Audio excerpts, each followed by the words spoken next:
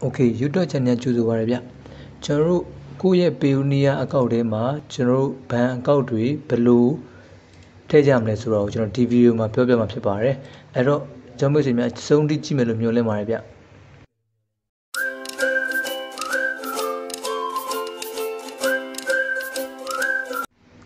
Okay, channel video li sa lai jaw no. Okay, ero channel TV ma channel sign in kuye account ko sign in channel to wen me. Sign in name me. Okay.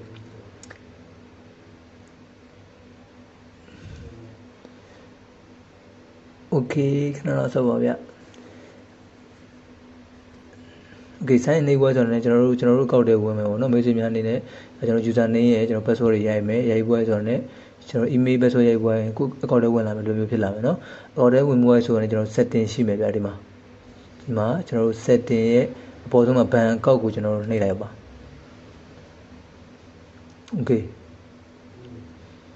ban account nei bi so ra ne di ma paw la ma ka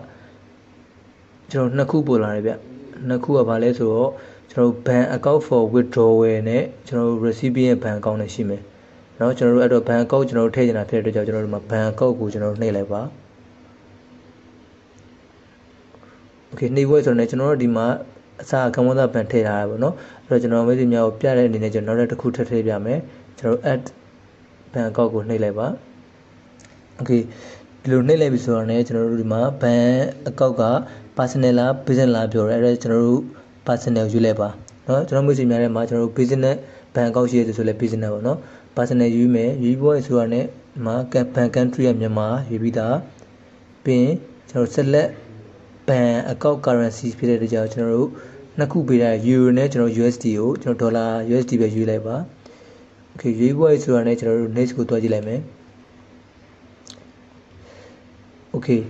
next သွားပြီးပြီဆိုရင်ကျွန်တော်ဒီမှာ ban name ပြောရတယ်ဗျ ban name ဆိုရင်ကျွန်တော်တို့မြန်မာ citizen ban ရှိမယ်ကမ္ဘောဇကျွန်တော်တို့ထည့်ရတာကမ္ဘောဇဘန်ပေါ့နော်အဲ့တော့ကျွန်တော်ဒီမှာအခုအသစ်အနေနဲ့ကျွန်တော်တို့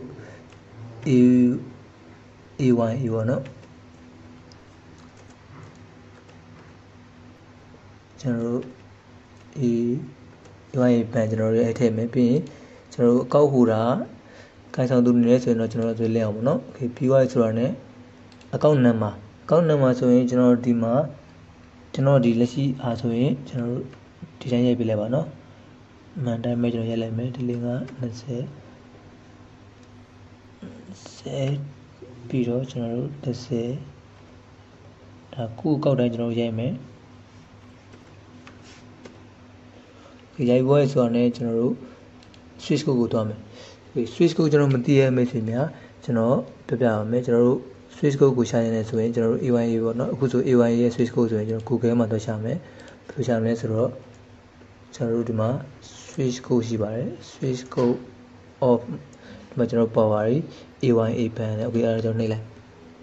နှိပ်ပွဲဆိုတာနဲ့ကျွန်တော်ဒီမှာပေါ်ရဗျ switch code 8 character ဆိုတာရှိတယ် okay အဲ့ဒါကိုကျွန်တော်တို့ဒါလေးကိုကျွန်တော်တို့ဒီမှာ copy ကူးလိုက်ပါနော်ပြီးရင်ကျွန်တော်ပြန်သွားမယ်ကျွန်တော်ဖြည့်ခြင်းတဲ့ဟာပေးချလိုက်မယ် okay ဒါဆိုရပြီเนาะဒါဆိုရင် switch code ရပြီဆိုရင်ကျွန်တော် confirm နိုင်မယ်เนาะ I confirm ပေါ့เนาะအဲဆိုပြီးရင် next လေးကိုကျွန်တော်ပြန်သွားကြည့်မယ် okay next သွားပြီဆိုတာနဲ့ confirm Payoneer account detail ကျွန်တော်ရဲ့ account detail ကိုကျွန်တော်တို့ပြန်ပြီးတော့ confirm လုပ်ခိုင်းတဲ့အတွက်ကြောင့် date of birth ရွေးမယ်ကျွန်တော်ကိုယ့်ရဲ့မွေးသက် grade ပေါ့เนาะမွေးသက် grade ရွေးမယ်ဗျ okay မွေးသက် grade okay ရပြီဒါပြီးရင်ကျွန်တော် Payoneer password ဆိုတော့ကျွန်တော်မရှိများရဲ့အခုဖွင့်ထားတဲ့ Payoneer ရဲ့ password ပေါ့နော် password ရိုက်မယ်ရိုက်ပွဲဆိုတော့ add bank account ကိုကျွန်တော်နှိပ်လိုက်မယ် okay ပါဒါဆိုရင်ကျွန်တော်တို့ဒီမှာ bank account added ဖြစ်သွားပြီအဲ့တော့ account approval က usually take up to 30 minutes 30 minutes လောက်ကြာတယ်ပေါ့နော်ပြီးရင်ကျွန်တော်တို့ကို we will send you သူတို့တွေ email ပို့လိုက်မယ်ကျွန်တော်တို့ရဲ့ email ပေါ့နော်အဲကြတဲ့အချိန်ကျရင်ကျွန်တော်တို့ပတ်စံ message များကျွန်တော်တို့ balance နဲ့မှာပတ်စံရှိတဲ့သူဆိုလဲကျွန်တော်တို့ရဲ့ဒီ bank account တွေကိုကျွန်တော် withdraw လုပ်လို့ရပြီပေါ့နော် okay ပါဒါကတော့ကျွန်တော်တို့ Payoneer bank account Payoneer account တွေမှာကျွန်တော်တို့ bank account ထည့်နေမှာဖြစ်ပါတယ် ကျွန်တော်ရဲ့ဗီဒီယိုလေးကိုအခုလိုဆုံးဖြတ်ကြည့်ပြီးတဲ့ကြောင့်မိတ်ဆွေများအားလုံးကျေးဇူးတင်ပါတယ်ဗျကျွန်တော်နောက်ဗီဒီယိုမှာပြန်တွေ့ကြပါဦးမယ်ဗျ